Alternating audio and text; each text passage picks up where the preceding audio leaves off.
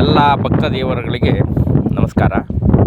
ಇದು ಶ್ರೀ ಕ್ಷೇತ್ರ ಸೂರ್ಯಪುರದಲ್ಲಿರ್ತಕ್ಕಂತಹ ಗುಟ್ಟೆ ಗಣಪತಿಯ ಮೆಟ್ಟಿಲುಗಳು.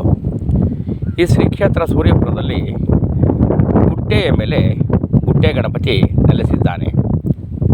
ಇಲ್ಲಿ ನಿಸರ್ಗ ರಮಣೀಯವಾದ ಒಂದು ಪ್ರಕೃತಿಯ ದತ್ತವಾದ ಒಂದು ಪರಿಸರವನ್ನು ನಾವು ಕಾಣಬಹುದು.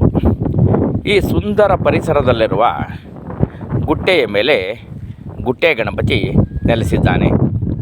ಇಂದು ಗಣಪತಿಯ ಹಬ್ಬವಾದ್ದರಿಂದ ಈ ಗುಟ್ಟೆ ಗಣಪತಿ ದೇವಾಲಯದಲ್ಲಿ ಒಂದು ವಿಶೇಷವಾದ ಒಂದು ಪೂಜೆಯನ್ನು ಸಲ್ಲಿಸಲಾಯಿತು.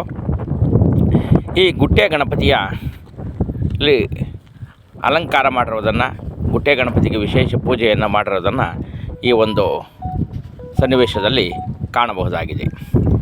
ಇಲ್ಲಿ ಈ ಗುಟ್ಟೆ ಗಣಪತಿ ತುಂಬ ವಿಶೇಷವಾಗಿದ್ದು, ಇಲ್ಲಿ ನಂದಿಯ ಕಡೆಗೆ ಅಂದರೆ ಉತ್ತರದ ಕಡೆಗೆ ಇದೆ. ಇಲ್ಲಿ ಬಾಗಿಲು ಕೂಡ ಉತ್ತರದ ಕಡೆಗೆ ಕೂಡ ಇದೆ.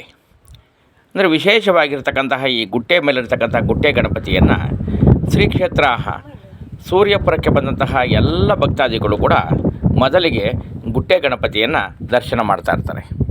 ಅಂದರೆ ಈ ಶ್ರೀ ಕ್ಷೇತ್ರ ಸೂರ್ಯಪುರದಲ್ಲಿ ಮೊದಲಿಗೆ ಆದಿಹಳ್ಳಿ ಚೌಡೇಶ್ವರಿ ದರ್ಶನ ಮಾಡಲಿಕ್ಕೆ ಬರಲಿ ಅಥವಾ ಸೂರ್ಯಾಂಜನೇಯ ಸ್ವಾಮಿ ದರ್ಶನ ಮಾಡಲಿಕ್ಕೆ ಬರಲಿ, ಅವರೆಲ್ಲರೂ ಕೂಡ ಮೊದಲು ದರ್ಶನ ಮಾಡ್ತಕ್ಕಂಥದ್ದೇ ಶ್ರೀ ಗುಟ್ಟೆ ಗಣಪತಿ ದರ್ಶನ ಮಾಡ್ತಾ ಇರ್ತಾರೆ. ಈ ಗುಟ್ಟೆ ಗಣಪತಿ ದರ್ಶನ ಮಾಡೋದ್ರಿಂದ ನಮ್ಮ ಎಲ್ಲ ಸಕಲ ಅಭೀಷ್ಟಗಳು ನೆರವೇರ್ತವೆ ಅಂತಕ್ಕಂಥದ್ದು ಇಲ್ಲಿನ ಒಂದು ನಂಬಿಕೆ. ಹೀಗಾಗಿ ಹಿಂದೂಗಳು ಮೊದಲು ಗುಟ್ಟೆ ಗಣಪತಿಯನ್ನು ಇಲ್ಲಿಗೆ ಬಂದಾಗ ದರ್ಶನವನ್ನು ಮಾಡ್ತಾ ಇರ್ತಾರೆ. ಇಲ್ಲಿ ಶಿವ ಪಂಚಾಯತನ ರೀತಿಯಲ್ಲಿ ದರ್ಶನವನ್ನು ಮಾಡ್ತಾ ಇರ್ತಾರೆ ಶ್ರೀ ಕ್ಷೇತ್ರ ಸೂರ್ಯಪುರಕ್ಕೆ ಬಂದಂತಹ ಭಕ್ತಾದಿಗಳು.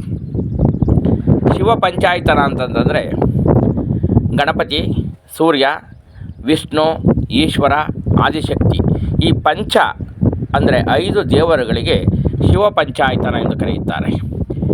ಈ ಶಿವ ಪಂಚಾಯತನ ರೀತಿಯಲ್ಲಿ ಅಂದರೆ ಮೊದಲಿಗೆ ಗುಟ್ಟೆ ಗಣಪತಿ, ಸೂರ್ಯಾಂಜನೇಯ ಸ್ವಾಮಿ, ವಿಷ್ಣು ಸೂರ್ಯಪುರ ರಂಗನಾಥ ಸ್ವಾಮಿ, ಈಶ್ವರ ಹರಿಹರೇಶ್ವರ, ನಂತರ ಪ್ರಸಾದ ಸ್ವೀಕರಿಸಿ ಆಶ್ರಮದಲ್ಲಿ ನಂತರ ಮನೆಗೆ ತೆರಳುವಾಗ ಆದಿಹಳ್ಳಿ ಚೌಡೇಶ್ವರಿ ದರ್ಶನ ಮಾಡಿಕೊಂಡು ತೆರಳುವ ಒಂದು ಸಂಪ್ರದಾಯ ಶ್ರೀ ಕ್ಷೇತ್ರ ಸೂರ್ಯಪುರದಲ್ಲಿ ಇದೆ.